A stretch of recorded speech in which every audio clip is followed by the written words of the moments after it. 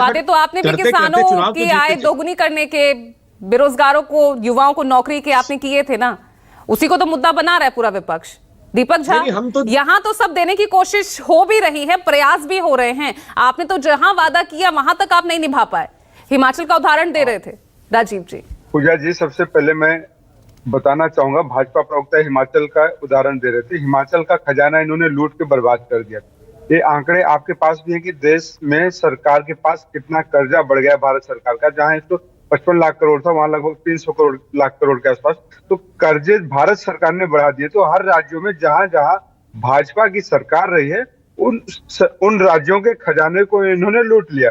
भाजपा ने डिलीवर किया है हरियाणा में, जरूर मैं आपको बताऊंगा। वहां बेरोजगारी डिलीवर किया है भाजपा ने, हरियाणा में डिलीवर किया है। वहां पे लोगों में, जातियों को में देश को बांट दिया इन्होंने कहते हैं हम जातिगत राजनीति नहीं करते, हम कहते हैं हम जातियों की राजनीति करते हैं। हम चाहते हैं कि देश में हर जाति का विकास हो, देश में हर जाति आगे आए, हम चाहते हैं, इसलिए हम राजनीति करते हैं। और मेन धारा में, मुख्य धारा में हर जातियों की सहभागिता और सहयोग चाहते हैं। हम चाहते हैं कि हरियाणा का विकास हो, हरियाणा का दलित हो, चाहे हरियाणा का जाट हो, चाहे गुर्जर हो, जो भी समाज के वर्ग आते हैं, सबका विकास। लेकिन भाजपा ने क्या किया? एक कालिदास की सरकार है। देखिए, मूर्खों की सरकार है भाजपा। किस तरीके से जनता को मूर्ख बनाती है।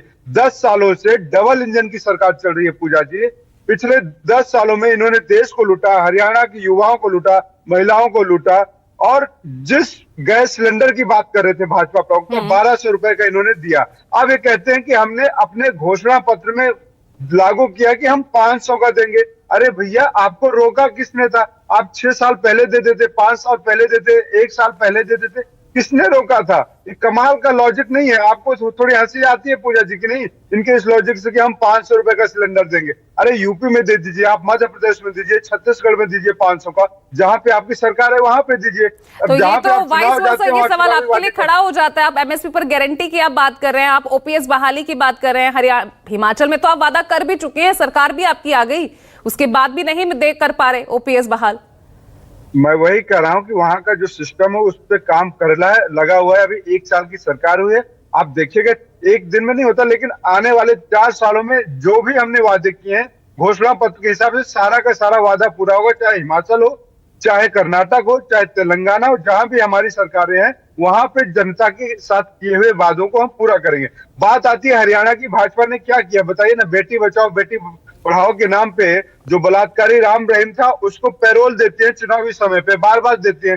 किसी ऐसे व्यक्ति को पैरोल इतनी बार नहीं मिला होगा भारत के इतिहास में आज तक। मैं आपको बताता हूँ इनकी क्या मजबूरी है कि भाई ऐसे व्यक्ति को देते हैं, और जो जेलर होता है उसको चुनाव लड़वाते हैं। ये कहने सुनने की बातें नहीं है, लेकिन जनता के समक्ष सारे विषय हैं। दूसरी बात कहता हूँ कि हरियाणा के किसानों को इन्होंने खालिस्तानी बताया, हरियाणा के किसानों को इन्होंने आतंकवादी बताया, हरियाणा के किसानों को इन्होंने लाठीचार्ज किया, हरियाणा के किसानों को इन्होंने जान ले लिया।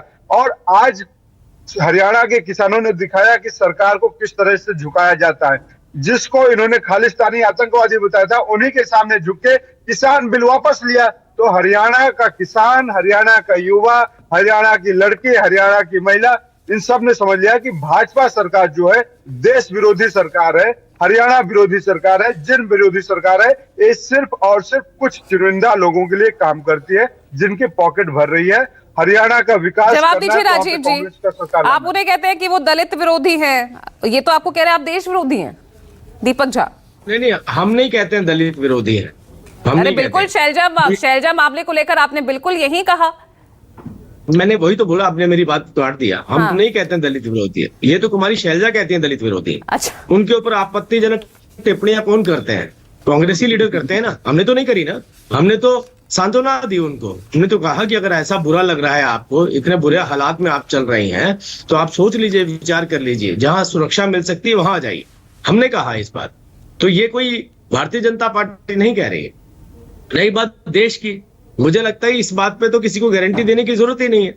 देश का नाम आते ही इनको स्टेप पीछे हो जाना पड़ता है, राष्ट्र का नाम आते ही इनको 2 स्टेप पीछे हो जाना पड़ता है। ये तो कहीं से इनका कोई रिलेशन ही नहीं है, देशभक्ति और राष्ट्रभक्ति।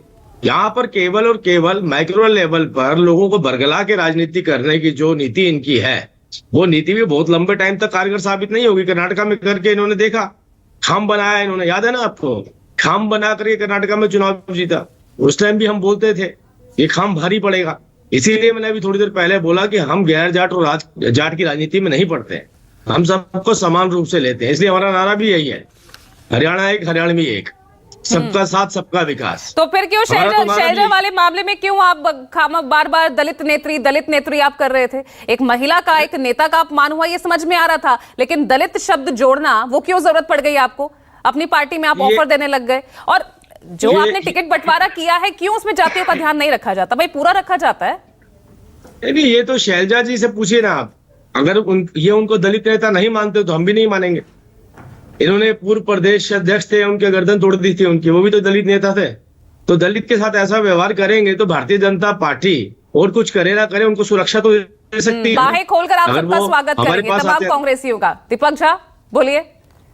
देखिए, भाजपा के पास ना नीति है, ना नियत है, ना चरित्र है। भाजपा को आप देखिए, नरेंद्र मोदी जी का चरित्र उजागर हो चुका है। मंचों से ये तो जिन लोगों को गाली देते थे, मंचों से जिन नेताओं के ऊपर भ्रष्टाचार के आरोप लगाते थे, जिनके ऊपर केस चल रहे, तो नरेंद्र राहुल गांधी अंतिम दौर में उतरे हैं। कुछ यहाँ पर जो डेंट पहुंचा शैलजा मामले को लेकर पार्टी पर, क्या वो वापस आ पाएगा? क्या इसी के लिए ये रणनीति सधी गई थी ना?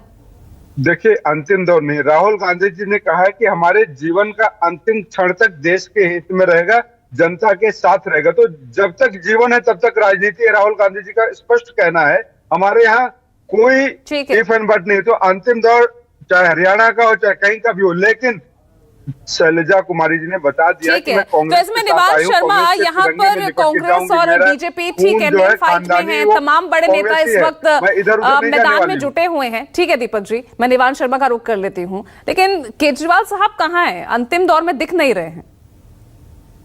देखिए, बहुत बहुत नमस्कार। और केजरीवाल साहब जो है वो जनता के बीच